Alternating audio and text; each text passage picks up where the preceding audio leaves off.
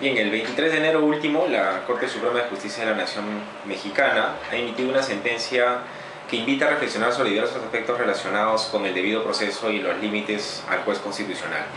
Y es que estamos ante un caso en donde una ciudadana francesa, tras haber purgado condena de 60 años, ha obtenido su libertad como producto de un amparo, el cual ha sido resuelto en el sentido de que como consecuencia de la violación del debido proceso correspondía una decisión de esta índole. Evidentemente, hablar del debido proceso en un escenario como el mexicano, y por qué no decirlo en el caso peruano, y una sentencia de esta índole, lleva pues evidentemente a reflexionar sobre aspectos como lo siguiente. Para nadie es ninguna novedad de que el derecho al debido proceso en los últimos años ha visto ampliados sus alcances. Partimos de una concepción netamente procesal, en donde al final el acto lesivo tenía que configurarse en aspectos vinculados con el derecho a la defensa, al juez independiente, a la imparcialidad, entre otros elementos que son más de la línea de como se denomina la parte de procesal del debido proceso o adjetiva. Sin embargo, por el influjo sobre todo de parte de la jurisprudencia norteamericana, en alguna medida europea, en el caso peruano, y así ha sucedido en el caso mexicano también, el debido proceso ha adquirido una nueva connotación, que es el debido proceso sustantivo, a partir del cual se comienza a efectuar un análisis bastante más profundo de las decisiones o actos de poder que inciden en derechos fundamentales. Claro ejemplo de esto es el caso de los jueces, en donde, como sabemos, la labor del juez constitucional en un primer momento estaba enfocada básicamente a analizar si en el curso del proceso ordinario el juez había respetado estas categorías procesales que he mencionado. Sin embargo, cuando se introduce la figura del debido proceso sustantivo y como parte de ello el análisis de razonabilidad o de proporcionalidad de los actos de poder, la labor del juez constitucional se ha complejizado a la vez que se ha incrementado, en el entendido de que ahora puede entrar a evaluar aspectos ya no solamente de corte netamente procesal, sino que podrían eventualmente encajar en análisis de temas de fondo del proceso ordinario y por lo tanto entrar eventualmente inclusive a labores que lindan más con las que son propias del juez ordinario o juez común. Esto es lo que, desde mi punto de vista, me invita a reflexionar la decisión de la Corte Suprema de Justicia mexicana,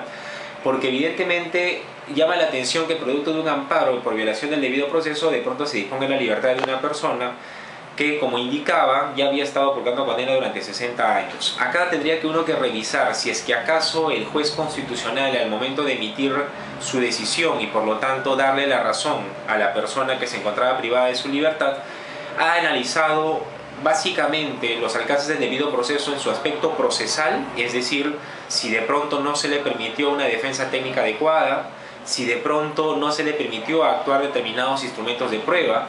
o más bien si es que acaso el juez constitucional no ha entrado más bien a analizar aspectos que resultarían propios del juez ordinario. Me pregunto, por ejemplo, si es que acá detrás no existe, por ejemplo, una decisión del juez constitucional entrando a valorar la prueba, que es un aspecto que debería reservarse exclusivamente a la labor del juez ordinario para que no terminemos, el juez constitucional no termine desnaturalizando su labor. También me pongo a pensar si es que acaso el problema no va por un tema de motivación, y si estamos ante un problema de motivación, acá también aparece una línea gris que hay que tener muy presente para que el juez constitucional no termine sustituyendo la labor de la judicatura ordinaria. Y esto es producto de entre otras cosas, del alcance que ha ido adquiriendo el debido proceso, tanto en el caso de América Latina como en Europa y Estados Unidos, y que claro, acá lo que hay que destacar y hay que ser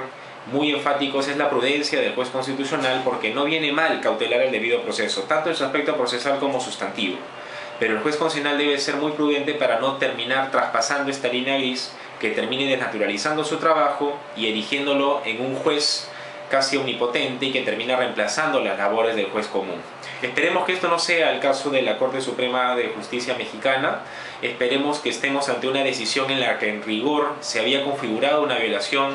lamentable y flagrante del debido proceso de esta ciudadana francesa, y que pese a la demora, porque estamos hablando de 60 años después, por fin el juez constitucional haya podido poner las cosas en orden y reivindicar un derecho que, como he comentado,